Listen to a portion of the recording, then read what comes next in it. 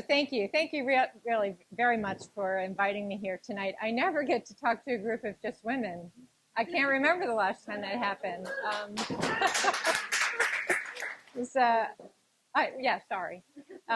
Because I am generally with men. I mean, Karen's right. I went to law school a long time ago when there were only a handful of us.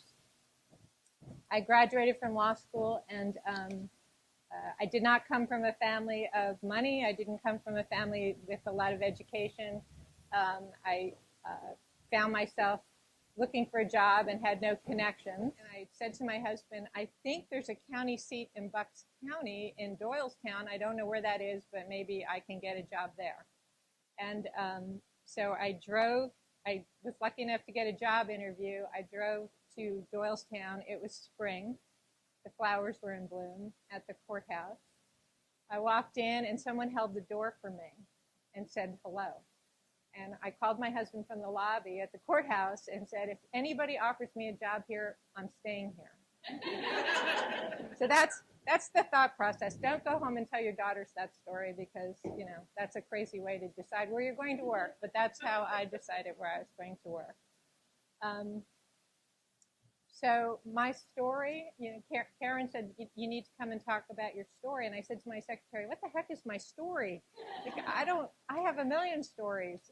I don't know what my story is, except that I'm a blue-collar girl, the south side of Bethlehem. I'm the daughter of immigrants. My father never finished high school. My mom was a housewife. My dad worked at the Bethlehem Steel. Everybody's dad that I knew worked at the Bethlehem Steel. Every mother that I knew was a housewife. And when we were raised, I had one sister. She passed away a few years ago. 2 brothers. My parents told us that we had to have education, and that we could do anything, and we could be anything. And so I was raised during the years, and I look out, and a lot of you are much younger than I, but I was raised when the whole women's movement began. I was in high school when the first laws were passed. I really did believe I could do anything. I believed I could grow up to be anything. I remember as a young Catholic girl being outraged that I couldn't be an altar server. I couldn't believe I wasn't allowed to be an altar server just because I was a girl. Now that changed, but I do remember we still had Latin masses then, so everything was said in Latin. And I remember being asked if I would help the young boys, the boys in my class, learn the Latin, and I said no. Like, if you're not going to let me do it, I'm not going to help them. They went to as many masses as I did, and if they didn't figure out the prayers, I'm not helping them. They can figure it out for themselves. So that was me. I'm not really sure where that came from, except that I do know I went home and I told my mother that story thinking she might yell at me, and she laughed hysterically and told me to keep it up. So I guess I did. I kept it up. So that's kind of my story. I got to Bucks County, and there were a handful of women lawyers before me. Most of them not married, most of them no children, and really I could count them on one hand. There weren't very many. My wave of women lawyers was pretty much the first wave, and so they were very interesting and challenging times. I have a million stories of how women lawyers were treated back then. I was just telling it to our new general counsel at Grandview. She's around 40. Don't tell her I told you that. And I've told her some of the stories, and she's like blown away. She can't believe it. But it wasn't all that long before she came that we were still being told what to wear, how to act, and that we should all do family law because we really weren't qualified to do anything else. And I heard many times that women should not be lawyers. So it was challenging times, and there were no mentors. On the topic, a lot of it was about seek out a mentor. Well, there weren't any for us. So we just made it up as we went along, which is that's probably my story. I made it up as I went along. And I'm still doing that as the CEO. So I just want you to know that. So work-life balance, I have never been asked to speak on this topic. So I should tell you, and I think I told this to Marianne, because she knows us and knows my husband, I told my husband the topic. I'm asked to speak a lot, and I usually speak on leadership. And if you ever want me to come back and speak on leadership, I can do that. I can do that without having to look up anything. But when I got this topic, my husband said, so you're talking about leadership? No. I said, what are you talking about? I said, work-life balance. I think he's still laughing. And finally, a couple weeks later, I said, no, really, I'm talking about work-life balance. Like, what should I tell them? And he said, tell them there's no such thing. And honestly, he's right. I'm not even sure what it means. I think men made it up because it doesn't make any sense to me. I really do. I think it's, a masculine plot to make us feel inferior because that happens a lot. So I've never heard a lecture on this topic. I've never read a book about it. I can't say that I've ever really thought about it before. I've thought about it a lot in the last month, but I never really thought about it before. So, as I said, I really have no idea why I'm here talking about this topic, except that Karen seemed to think I had something to say. So I guess my thought is this. My work, and as you heard, I'm a lawyer, and my work has always been an enormous part of my life. So I don't think of my work as separate from my life. My work is a huge part of my life, every bit as much a part of my life as my children are and my husband is. And I bet those of you in the room who have husbands and children and a parent or two that you still need to take care of and a job, you probably have way better stories than I do, and you probably have way better advice than I have. So I can only speak from my own experiences, but I don't try to balance my work versus my life because it's a huge part of my life. And my marriage is work, and my kids are work, and my mother's work, and all of those other things are work too. So I kind of reject the premise. I'm not sure what it even means. I'm not exactly sure what I'm balancing. But I can tell you sort of choices I've made along the way, and we all do that, and we all try to make the best choices, and sometimes they work out, and sometimes not so much. But I know, for instance, that my choice to work and be a mother who also works outside of the house makes me a better mother. I just know that. That's my choice. I knew that. I know that being a mother makes me a better lawyer. And I know that it makes me a better CEO. There's no question in my mind. And I know that's not everybody's choice. And so, and that's wouldn't work out that way for everyone. But so I think the moral of that story is we all have to decide it for ourselves.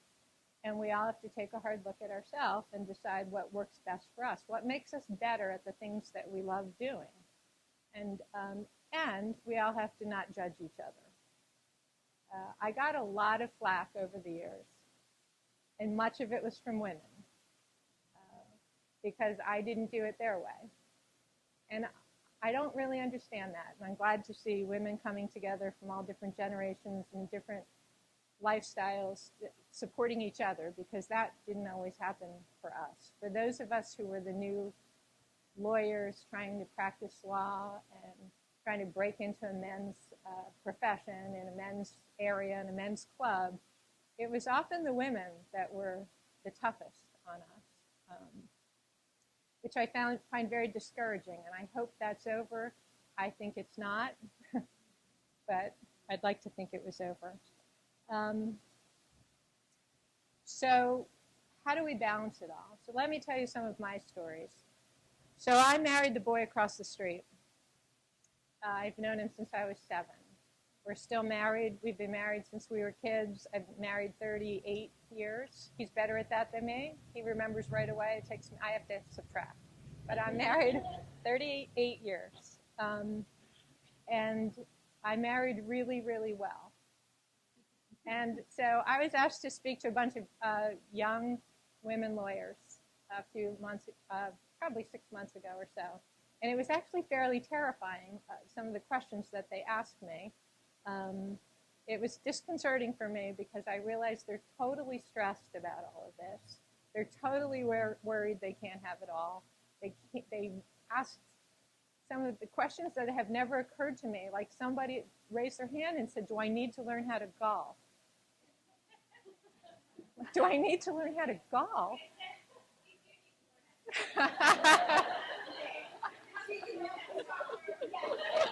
Okay. No. Just so you know, I don't know how to golf. And I never want to know how to golf. And I have no hand-eye coordination, so I couldn't golf if I... And if I ever learn how to golf, I don't want to ever do it with anybody that I work with, or I'll just do it with my husband or my kids. But it just bothered me that these were the things these girls were worrying about. And so I'm not sure how far we've come. I'm really not sure, and that's a shame. One would wish that we had come a lot farther than worrying about those things. But these young women, they were completely terrified of the concept of having children, raising children, and having careers. And it was awful. I mean, I felt like all of their mothers, and I wanted to hug them all and tell them it would be okay. I have a 27-year-old daughter. Not just me. My husband and I have a 27-year-old and we also have a 23-year-old son. And I know, my daughter will kill me for this, so don't tell her I told you any of this, but she worries about these same things too. And I always just thought she was a worrier. But now that I've had the chance to speak to these young women about that same age and her friends, but I sort of thought, well, maybe the worriers hang together. I don't know.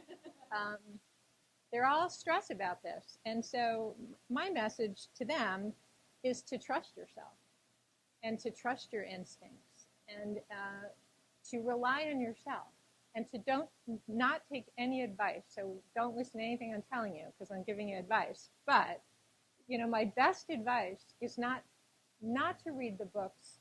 Don't watch the TED Talks. Don't look somewhere else for the answer. You've got the answer yourself. You know the answer. You'll know what to do if you calm down and trust yourself. You're all good people, and I tried to tell this to these young women. There's no one way to do this. Every day you have to figure out today. You can prepare. You can work really hard to think about it ahead of time. If you do have children, and you have to decide that, don't listen to anybody else. And you're working. You do need a plan B. If it all sort of goes to hell in a handbasket in the morning, you need plan B. I tell this to the women, I work in a place that's 80% female. Hospitals are 80% female. Unfortunately, all the men work in administration, or they're all physicians. So most of the people that are coming in to relieve the next shift, those are women. And so I say to them all the time, you chose a profession where you have to be here. Not all professions are like that. So you have to decide as you're deciding on your profession, if in fact you want a profession, because that's another decision to make, that whether you want that job, the one where you have to be there. Because if you do, and Lord knows, thank God that we have those people, you need plan B when it all falls apart. Because it's going to fall apart. So for instance, my son, who's now 23, I always had plan B, plan C, and plan D, because usually plan B and C don't work either. And so now you're struggling with plan D. And so one day I had to be there, and he didn't feel well. And so you will all have those days, and many of you had these days. And so at Grandview, and this is a tip for everybody in the room, if you have children, they have a thing called rainy day.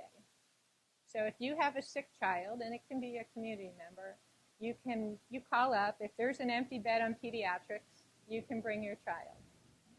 So I was going to be in the hospital anyway. So I thought, well, this isn't terrible. Like I'm telling, so I have to go talk to my poor little feverish boy, and I feel horrible. And yes, that happens no matter what. You feel horrible. So I bring my sweet little boy into the hospital. I'm only like a story up. But I feel guilty. I leave him there, feel horrible. I come down at lunchtime, run down to see him, and he is laying in bed, and he's got this TV that's swung over in front of him, and he has his own VCR, and there's a pile of games, and some nurse is feeding him applesauce. And I wanted to crawl in bed with him and stay there. And even better, he got to go back to school and say, I was in the hospital. And he still wants to go to rainy day. And he's 23. So sometimes you're stressing over nothing.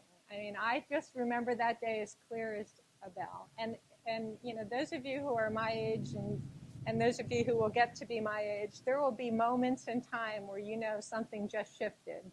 And that was one of those moments for me, because I thought, you had yourself crazy all morning for nothing. He's down here and some beautiful young nurse is feeding him applesauce. And so there are moments of clarity. That was one of them for me. And you'll have those too. So taking advice, trying to find perfection, big mistake. I wanted to tell you some of the things people told me that I ignored. There's a pretty long list, and I won't read them all. But I was trying to remember, because these are the things I don't know if I remember the advice I took. I don't know, maybe that's just me. I remember all the advice I ignored, because I struggled with this advice. I always thought maybe somebody has it figured out. They're smarter, they're better, they're something. Maybe I should listen to them. I don't know exactly what it is about me that allows me to ignore advice pretty easily, but I had a lot of advice along the way. So some of it is almost funny. So I'll just read you a little bit. When you grow up, you're a smart girl, you should be a nurse or a teacher. Nothing else. Those were my two choices. Never wear pants to work. Women should never wear pants to work. I had a judge tell me that. He told me he would throw me out of his courtroom if I showed up in pants. But another judge said to me, you need to dress more like a man. I don't even know what that means. A lawyer said to me, you need to change your voice. You sound like a girl. I remember that day going home and thinking, but I am a girl. Like, duh. And no matter how I dress or what my voice sounds like, I'm still a girl. So I can't change that. So I don't understand why I'm supposed to go in and pretend to be something I'm not. So I chose to ignore that. I didn't ignore the don't wear pants, because he would have thrown me out of his courtroom. And I had a client. I would always be there with a client, so I couldn't do that one. But we got there.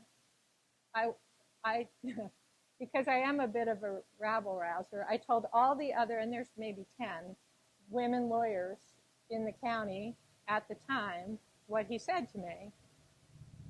And then we all came in skirts to the floor. And he was pretty furious. But, oh well. And then his daughter went to law school. Because that's what happened. I had one lawyer say, you should go home and apologize to your husband and have his babies. Really, I did. I could tell you who it is. I won't, but I could tell you.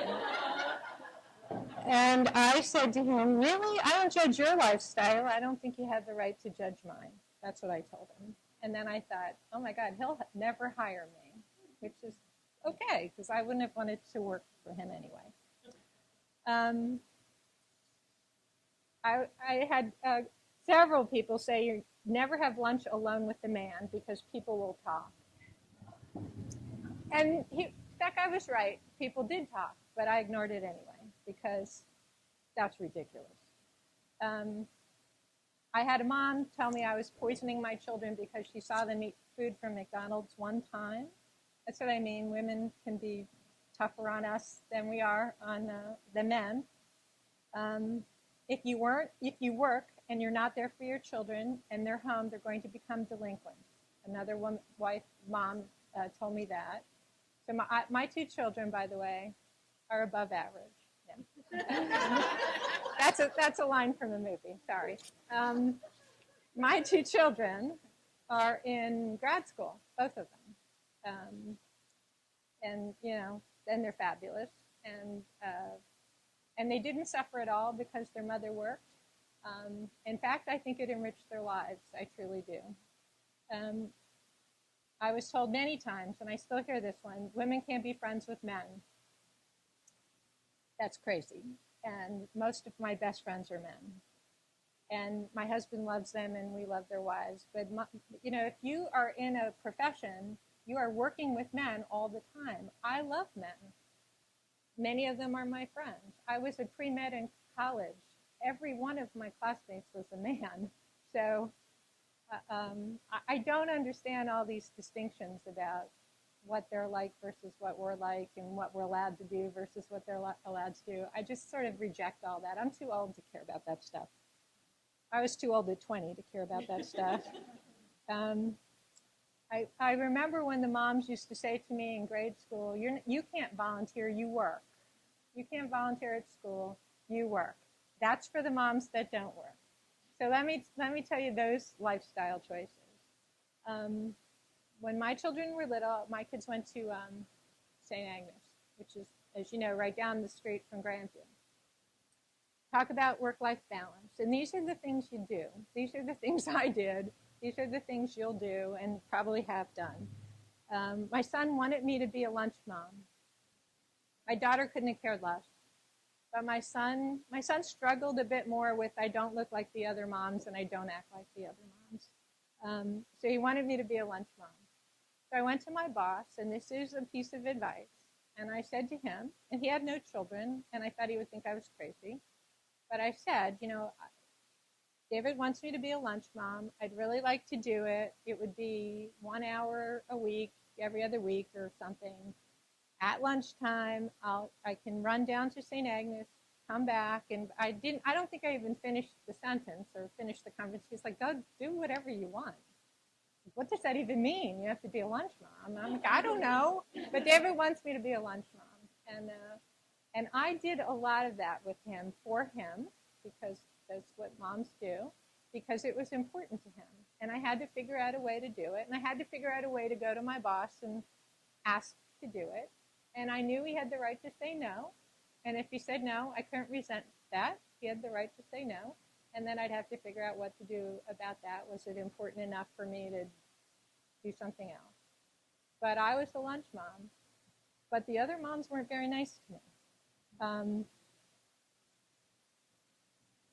When I decided to have children, and actually I'll tell you this story. This is another story. My husband and I had decided we were not going to have children. We were married since we were kids. I knew for many years I couldn't have children. So we were resigned to the fact that we were not going to have a child. 10 years into our marriage, I said to my husband, we have to have kids. Like, I want to be a mom. But 10 years into our marriage, I said, I want to be a mother. So I started down the whole fertility treatment thing. That's another story. But I also started trying to adopt at the same time. My husband and I decided pretty early on that really what we wanted to be were parents. How that happened wasn't that important to us. Didn't really matter. So suddenly one day I get a call and there's a baby girl. So now, talk about work-life balance. I have a daughter. I haven't been met yet. And I'm in the middle of a trial. I called the hospital and said, can you keep her for an extra day? Just keep her, I'll pay you. But I can't bring her home. I tell my daughter this story all the time. She's like, nice, Mom, really nice. So We paid the hospital to keep her an extra day because I couldn't leave her. I was in the middle of a trial. The funny thing was, I told this to my client at the time. I told him that I think I just had a baby. And I promised she's not coming home until I'm done with your case. And he said to me, so you're adopted? And I said, yes. And he started to cry. And he said, so did we 43 years ago. And he gets all teary-eyed. And he said, and he is just the best thing that ever happened to me. And he hugged me. I don't remember if I won that trial or not. But and he said, we're going to go fast because you have to get your girl home. So it's always interesting to see who supports you in all this. But let me tell you what else happened. So I went to tell my partners because, I'm about to go out on maternity leave, and they didn't even know we were trying to have a baby or trying to adopt or anything. So I remember saying to my husband, we didn't expect it to happen this way. That's sort of how adoptions happen. Another work-life story. I went to my partners, who were all men except for one woman, and they all cried, the men.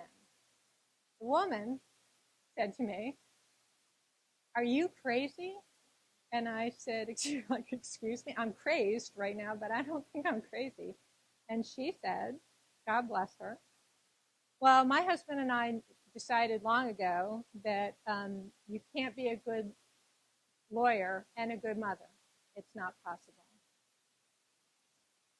And I said, well, I think that must have been the right choice for you then. But that doesn't have anything to do with me.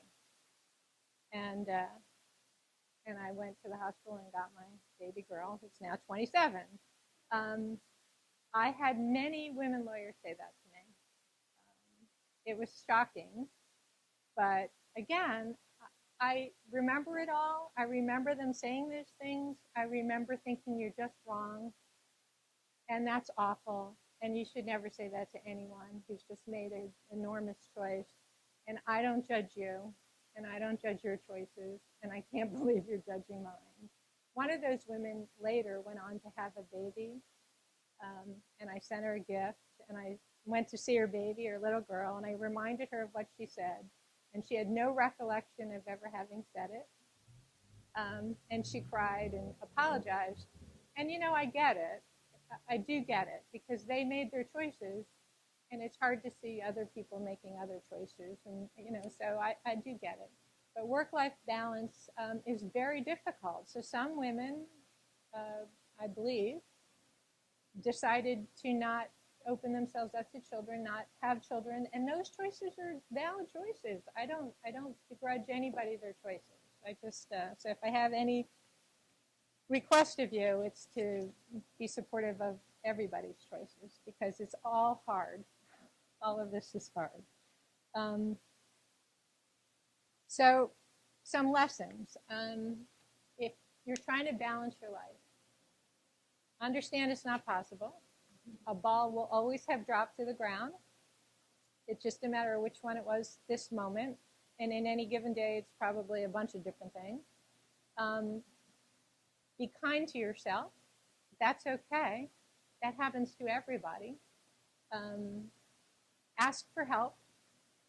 Build a network. I had backup plan B, C, D. Don't feel guilty. Leave the guilt someplace else. Mothers feel guilty anyway. Wives feel guilty all the time. Employees feel guilty. We feel guilty enough all the time. Don't feel guilty about not being perfect. It's not possible. And whatever choice you made today to try to balance out your life, everything's going to change tomorrow. And that's just life. So my advice to these young girls was to do what your gut tells you to do. Trust your instincts. Be easier on yourself. Don't judge yourself. Don't judge others. And never, ever, ever envy somebody else. Because life is hard and life is work. And you will be a better person for whatever choices you've made, but you need to trust yourself. So, but the worst thing that I felt coming out of this room of lovely, young, bright women was, but you have it all. So what did you do? Well, there isn't any secret. I don't have it all. If I didn't have children, I'd have a way bigger house, and it'd probably be clean. And I would have traveled a lot more. If I hadn't worked and stayed home with my children the entire time, I think I would have lost my mind. I just do. And that, again, that's me. I stayed home with my daughter for a year. So she came home after I paid them to keep her. And I stayed home for a year. And then one day I found myself talking to my 1-year-old about the Iran-Contra hearings. I really did. That's true, a true story. And I called my husband at work and said, I have to go back to work. Like, this is crazy. I was, whatever, by accident, smart enough to have said to my partners, I want to keep my hand in it. I really, honestly, even when my daughter came home and we'd waited a long time for her, I couldn't imagine myself not working. I really do love my job, and I love being a lawyer, and that's a whole other story, because I would have never expected to say that out loud, ever. And I love being the CEO. But when she came home, I did say to my bosses, and ironically, I said, so the hospital was my client, Grandview. I think I can do most of that from home. So the hospital remained my client through that year. And it sort of kept me sane. And, you know, and again, those of you who are home with your children and love it, that's fabulous. It just wasn't the right thing for me. So I managed to continue to represent Grandview during my time. Sometimes, and again, my kid would get on my hip and we'd go to Grandview. I still tease my kids. They were both changed on the board table. I don't tell that to my board members, but they both were many times. And they used to play all over Grandview. They know Grandview, the logistics better than I do. But so many times, you know, if they really needed me today, I'd say I'm coming with a baby, and that's what I would do. And it's a hospital, so that's a little easier to do. I mean, I get that not everybody can do that. But again, you're like sort of making it up as you go along. I made it up as I went along. When my son came 4 years later, at my daughter's insistence, because she kept yelling at us that she was not about to be an only child, because I was ruining her life. She was very dramatic at 4. So I figured that was a sign, and my husband's like, it's up to you. And then the next one came. And so my son came. In between my daughter and my son, I went back to work part-time. Again, that was my compromise for work-life balance. So the way you balance your life is you keep changing it, because your life keeps changing. So as circumstances happen to you, you shift into the next thing. I was lucky enough to do that.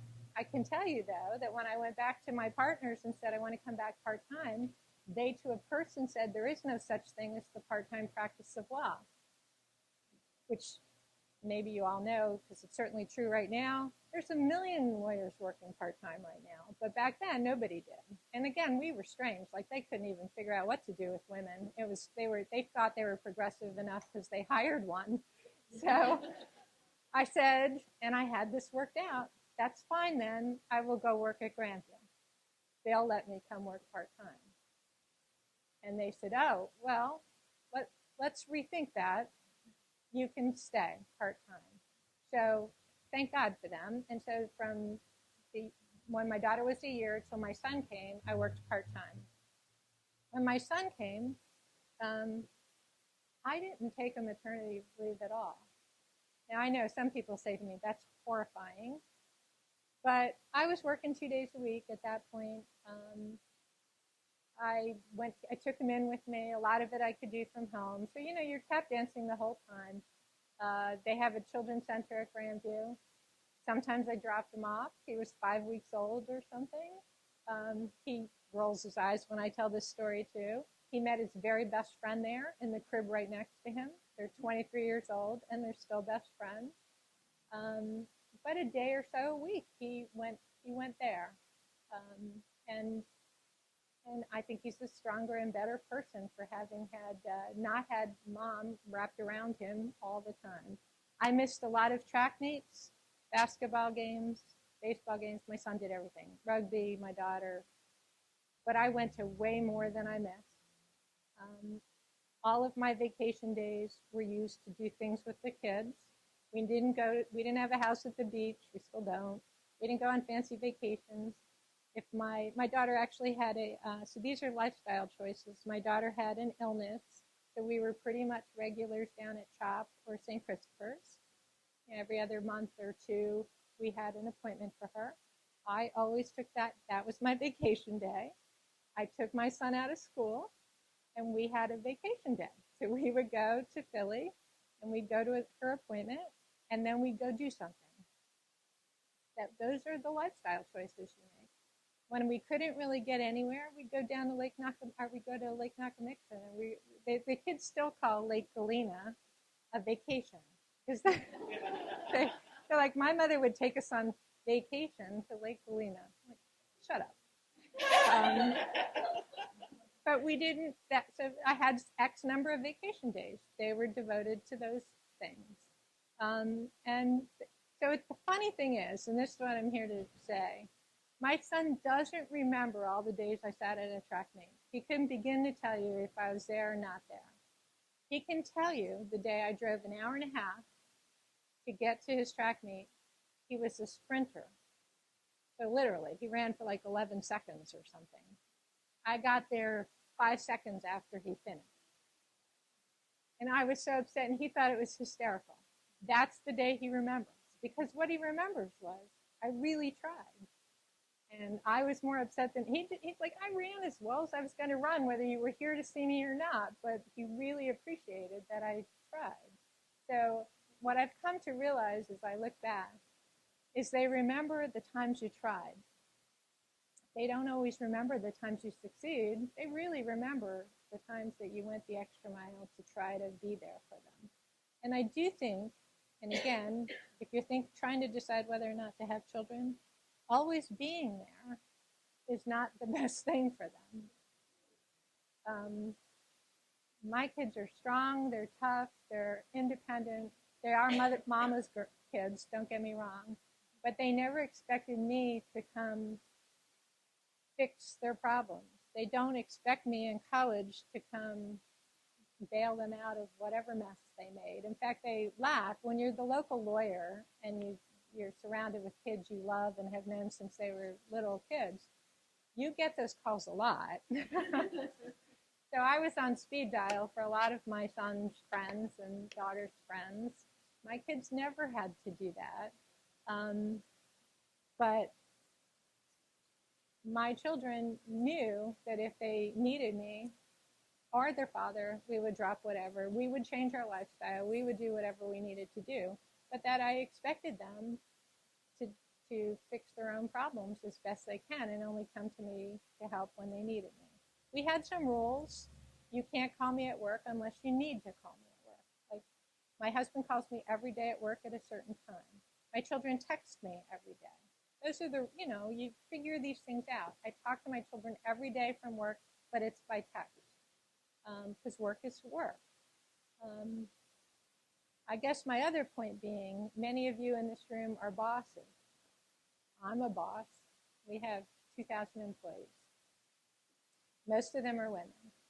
We try really, really hard to understand their issues. That's what women are good at. And again, if you ever want me to talk about leadership, I love talking about women leaders. So what we're best at is understanding what the person across the table from us needs. And we're really good at leading through chaos because we've been doing that all day long, all the time. That's what you all do at home. So chaos is where we live most of the time. Men, they're not so good at that. But we're really good at that. So as a boss, talking about work-life balance. We're really interested in part-time jobs. What shifts work for you? Do you want 8-hour shifts or 10-hour shifts or 12-hour shifts so you only have to work 3 days a week and get full-time benefits? Do you need to go home? We'll figure out a way to let you go home. I mean, we need to support each other as bosses too.